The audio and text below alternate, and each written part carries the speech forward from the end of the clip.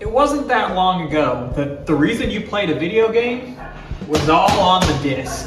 Every reward, everything you did was earned with whatever the developer published, whatever the developer released. And it wasn't that long ago that the motivation to continue playing games started becoming more extrinsic.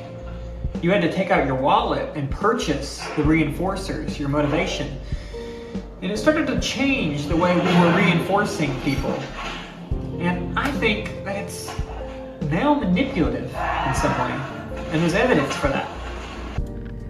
Ladies and gentlemen, for the unenlightened out there, these are two books authored by B.F. Skinner. B.F. Skinner was a psychologist who studied what is called the experimental analysis of behavior. For those who haven't paid attention in your psychology class, you may be delighted to know that this man has a lot to say about video games. And in that, we're going to start right here. This, for me, is where much of our problems began. Let's see if I get the speakeasy. I'd get that shit done, like, damn.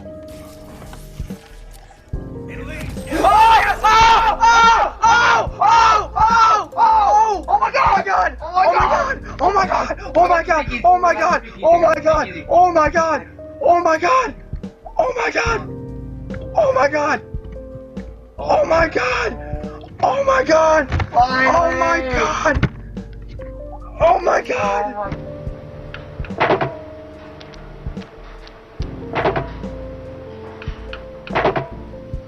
The pigeon learned that pecking the disc produced a reward. Then the behavior of pecking could be studied in relation to how often that reward was offered, or in Skinner's terms, what was the schedule of reinforcement. The main thing is what we call schedules of reinforcement. Reinforcement is what the layman calls reward, and you can schedule it so that a reward occurs every now and then when a pigeon does something. We usually use a response with a pigeon pecking a little disc, a little spot on the wall, and you can reinforce with food, but you don't reinforce every time. You're perhaps every 10th time, or perhaps only once every minute or something like that. There are a very large number of schedules, and they have their special effects. And there is a good example of how you can move from the pigeon to the human case, because one of the schedules which is very effective with rats or pigeons is what we call the variable ratio schedule, and that is at the heart of all gambling devices, and it has the same effect. The pigeon can become a pathological gambler just as a person can. Now, the fact that we found that out with pigeons and could prove it by removing and changing the schedule makes it easy for us to interpret the case with the human subject. We don't say that the human subject gambles to punish himself, as the Freudians might say, or gambles because he feels excited when he does so. Nothing of the sort. People gamble because of the schedule of the reinforcement that follows, and this is true of all gambling systems. They all have variable ratios built into them. So what we've learned from the pigeon, it made it possible to interpret this vast field very effectively. Video games have one simple rule to grab you. They have to be fun, they have to be entertaining, they have to be reinforcing. Let's talk about reinforcement. What is reinforcement?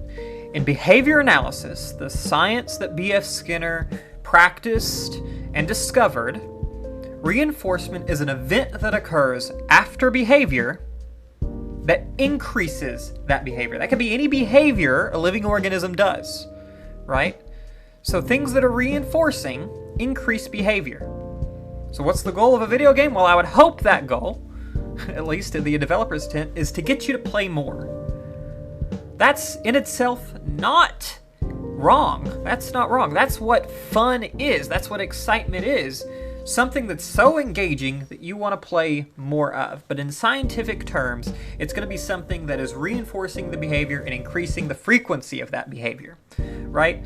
So what are ways that video game developers make a game reinforcing? They make you want to play it. You're looking at Advanced Warfare gameplay here, because that's what we're going to talk about, this specific problem that started to develop. But right here, there's key elements in the gameplay. I just killed someone there. You saw that 2 + 100 + 200 pop up on the screen.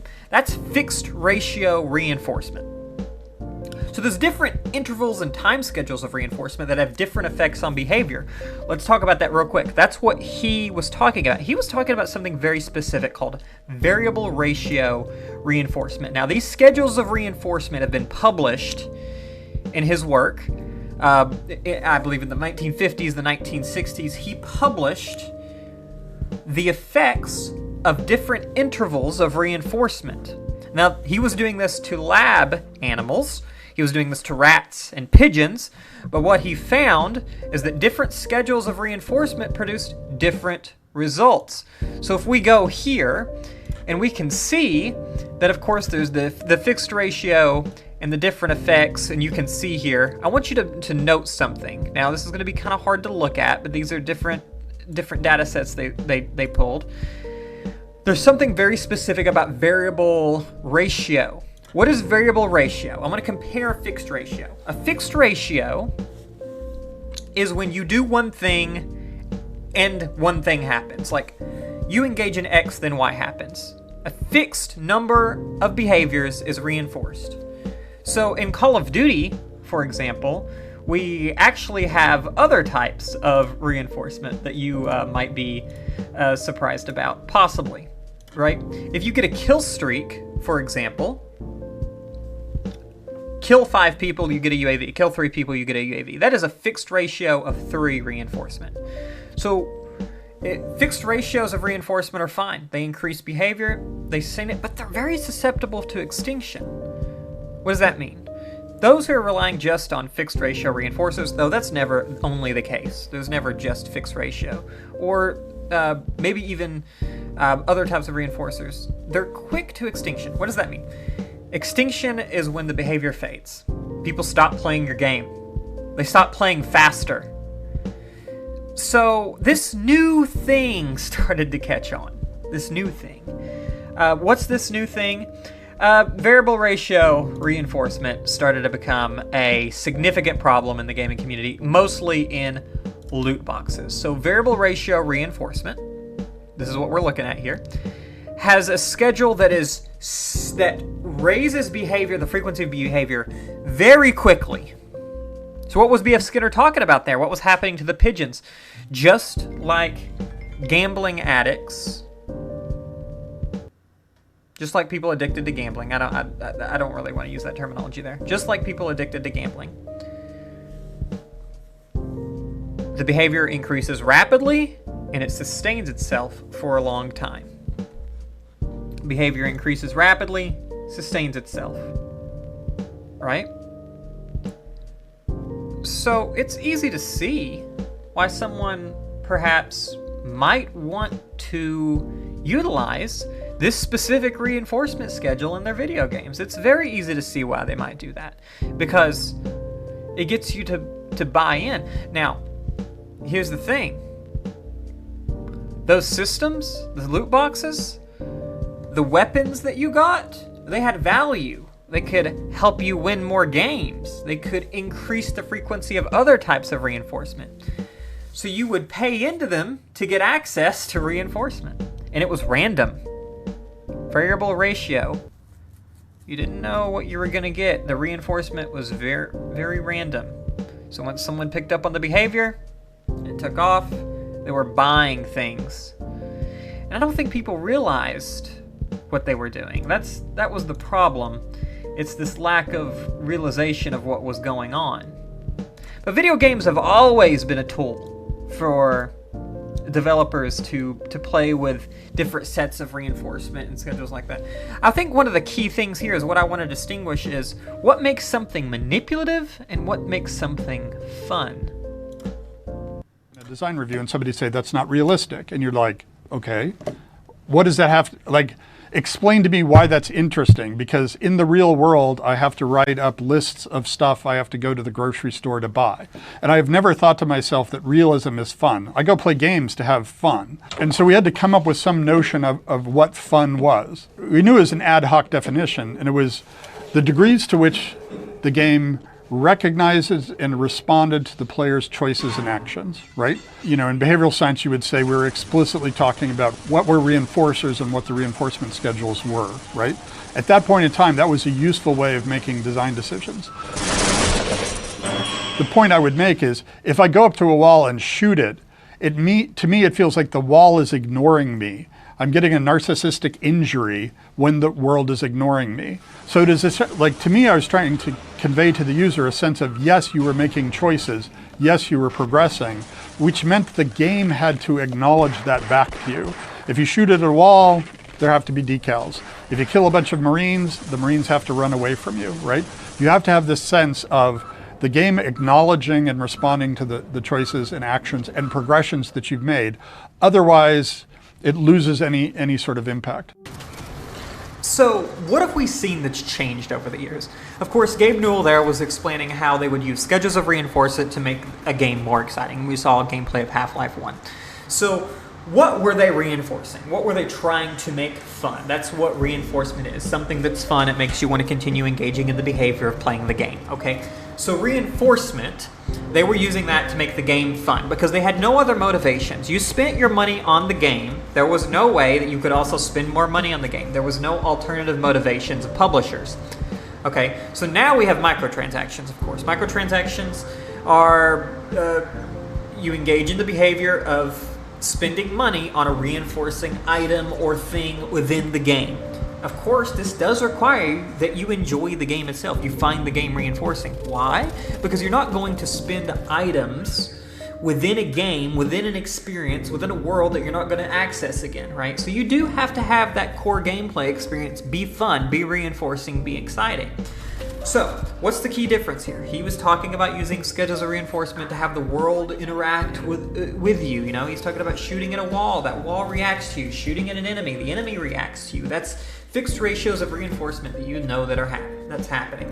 The in-game world is reinforcing. It's exciting. It's fun. You continue playing it. It's reinforcing of its own merit because you've spent your money on it. There is no other thing other than they want the thing itself to be exciting, fun, and reinforcing because you may, through your verbal behavior, tell other people to purchase the game and play it and have fun, right?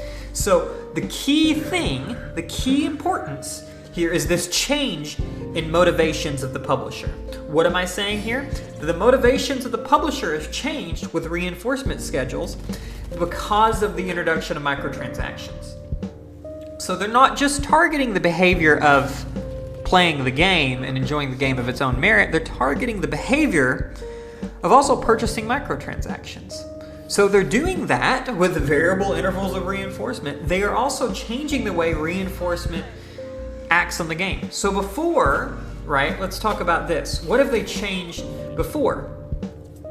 We talked about fixed ratios of reinforcement. You get a kill and you get rewarded for that. Or before it used to be that cosmetic items were tied to the game itself. You know, you had to do a certain thing in order to get that cosmetic item. The demand, the actual demand, the difficulty of achieving a cosmetic item was higher.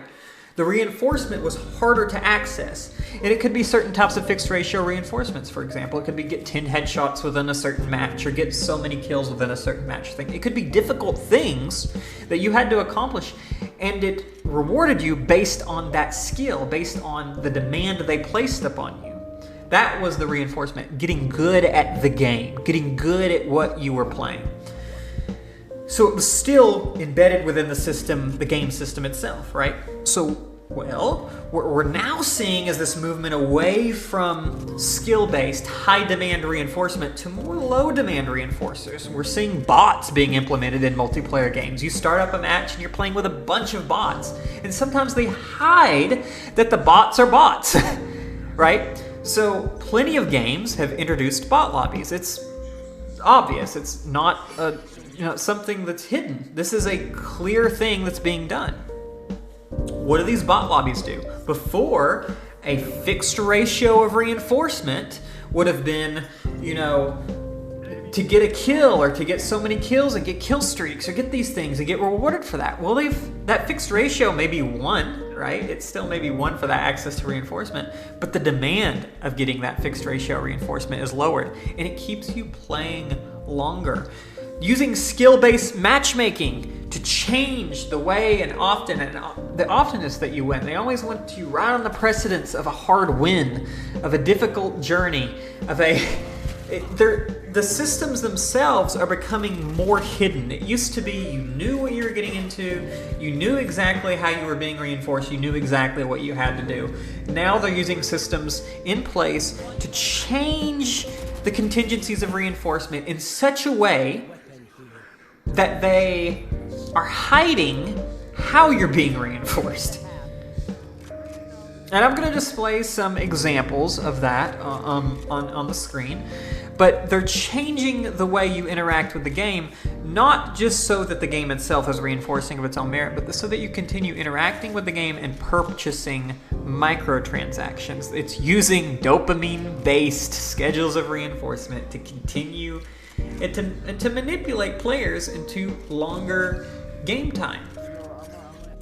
So, as they're changing the relationship dynamic with reinforcers within the gameplay itself by using bots, so to decrease the effort that you have to access reinforcement, or they're using skill-based matchmaking, and hiding certain manipulatives, they're also changing the way that you're interacting with the store. So, again, variable ratio reinforcement, very important, because variable ratio is highly reinforcing. A person doesn't have to know this is going on.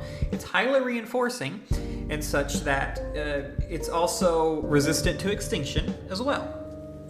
So what's happening? What's the variable ratio we're seeing here? Not all variable ratio has to look like a slot machine. It does not have to look like the random access of reward. It can be more subtle than that. So what is this randomization that you're seeing? The fear of missing out. Daily updates to the Fortnite store.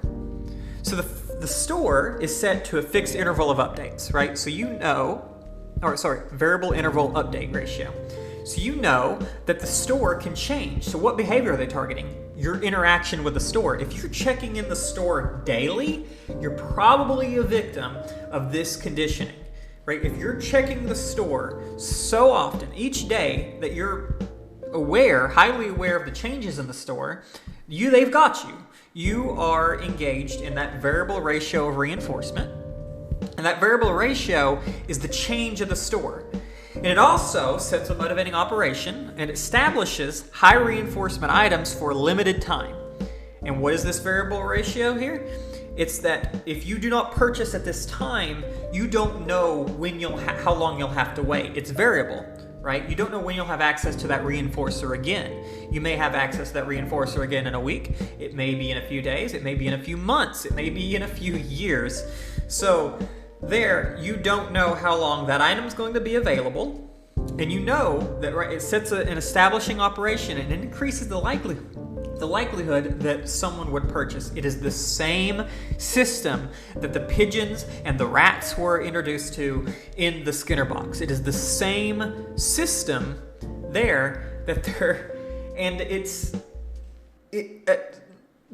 you don't have to be aware linguistically. You don't have to go, oh yes, I can see, I'm in control of this. No, you have a conditioned response set from variable ratio reinforcement. High reward, high reinforcing items that are variable introduced to you with limited time, and such that you have to engage in the behavior then, or you risk losing access to the reward. Okay, so this is highly addicting, highly resistant to extinction, and again, these are the reinforcement systems. It used to be that these rewards, cosmetic rewards, were embedded in the gameplay itself. Now, it's not reinforcing the gameplay, it's not reinforcing your skill, it's not reinforcing those things, it's reinforcing opening your wallet and pulling out your credit card. So, again, these are, and it's ethically questionable because, again, there's lots of kids who are playing these games who are also, again, in early development, dopaminergic activity and stuff, who are highly vulnerable to this kind of system. And just like supply drops, just like other things, it's really unfortunate. And this is the motivations that we're seeing, because the gameplay is less important, because it's the engagement with the store that makes the company more money. There's more motivation there. There's more reinforcement for the company themselves to make the store engaging, right? So that's part one of this, and I hope to also address other issues and other areas of development here and hope to talk to you about this later on. Thank you so much for sticking with me here through this, and I hope to make this a little mini series. Thank you. Goodbye.